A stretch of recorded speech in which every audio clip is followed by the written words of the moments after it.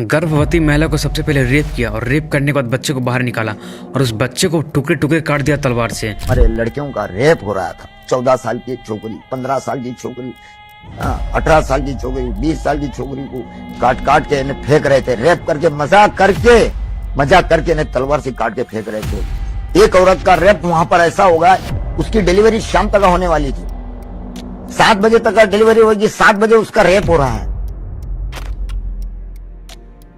7 बजे डिलीवरी हो रही है, 7 बजे उसका रेप हो रहा है। जब उसका पेट चिरकर बच्चा जिंदा निकालकर तलवार से 2 टुकड़े कर रहे हैं हम लोग। प्रेग्नेंट थी, उसको हमने चीर दिया। एक वो प्रेग्नेंट थी, उसको हमने चीर दिया। और न जाने कितने लाशों का ढेर हुआ, न जाने कितने लोग घायल हुए, कितने किडनैप हुए। और रेप इतना तेजी से बढ़ रहा था, उस टाइम बहुत तेजी से बढ़ रहा था। और इस सब का जिम्मेवार कौन? तो साक्षात मोदी जी। हिंदुत्व ये भारतीय जनता पार्टी का कभी चुनावी नारा नहीं रहा है।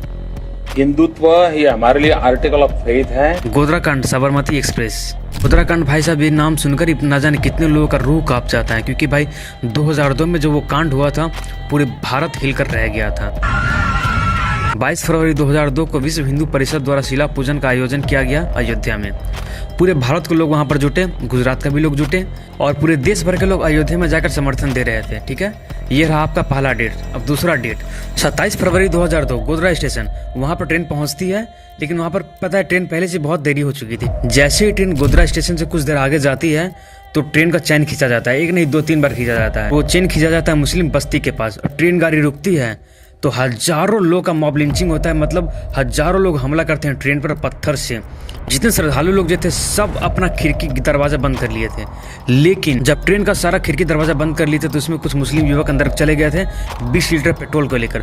वो सारा पेट्रोल उस S6 बोगी में गिरा दिए और वो खुद ट्रेन से बाहर चले गए और माचिस का तीली जला दिए।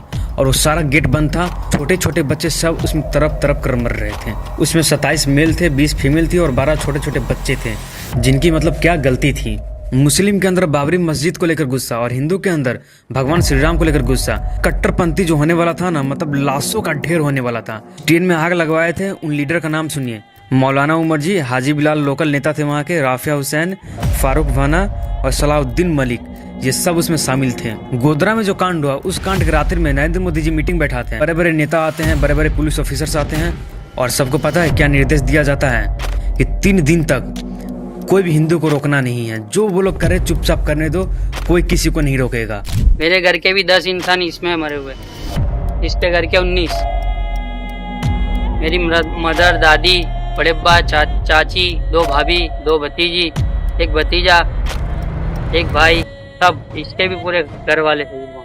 आज कुछ इस कदर आगे बढ़ गई कि 28 फरवरी को जब लाश को लाया गया गुजरात में, लाश को ट्रक में भरकर पूरे शहर में घुमाया गया। पूरे शहर में घुमाने के बाद विश्व हिंदू परिषद, बजरंग दल और RSS, इन सब के अंदर इतना तेजी से गुस्सा बढ़ा ना, जो कि भाई आप सोच भी नहीं सकते हो कितना तेजी से गुस्सा जो बढ़ा। गोली खाएंगे, मंदिर वहीं बनाएंगे, लाठी गोली खाएंगे, मंदिर वहीं बनाएंगे। सुबह में जो गुजरात का जमीन सुंदर दिख रहा था, शाम होते होते वही जमीन खून से रंगने वाला था। यह हाल गुजरात का था 2002 में। मैंने किया, कोई नहीं कर सकता। जो उन्होंने किया है ना, किसी मुख्यमंत्री ने नहीं किया होगा। जो 20-25 साल से हमारी नजरों में जो लोग थे, उनको चुन चुन के मारा है। 3 दिन का मोहलत दिया, 3 दिन में जो कुछ करना करो, कुछ भी हो, लेडीज हो, बच्चे हो, कुछ भी हो, काटने से हो, कुछ मारो, काटो, चला। अहिंसा इतना तेजी से बढ़ा ना, छोटी छोटी बच्ची के साथ रेप, मर्डर, सामने में गैस सिलेंडर से बम ब्लास्ट करना। 1100 से ज्यादा लोग का उसमें मृत्यु हुआ, 250 से ज्यादा लोग लापता हुए, रेप केस हुआ, 2500 से ज्यादा लोग घायल हुए।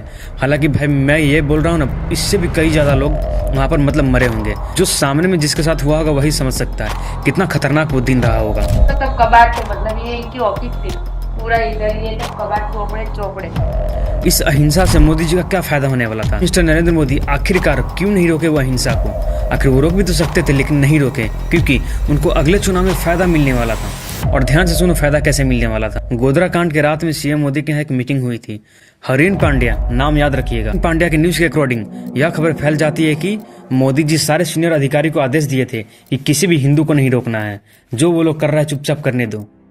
हरीन पांड्या, आप लोग नाम याद रखिएगा, आगे बहुत काम आएंगे ये नाम। 2 महीने के अंदर हरीन पांड्या को कैबिनेट से इस्तीफा देने के लिए मजबूर कर दिया जाता है और वो इस्तीफा दे भी देते हैं। और उनका कैसे पॉलिटिकल कैरियर खत्म कर दिया गया वो भी मैं बताने वाला हूँ। मोदी जी के रास्ते में जो आया है उन सबको मोदी जी हटाने में अपना 1% मतलब गलती नहीं किए हैं। पता है यार, विश्व हिंदू परिषद के नेता, बजरंग दल के नेता, आरएसएस के नेता, इन सबको भी वो लात मार दिए।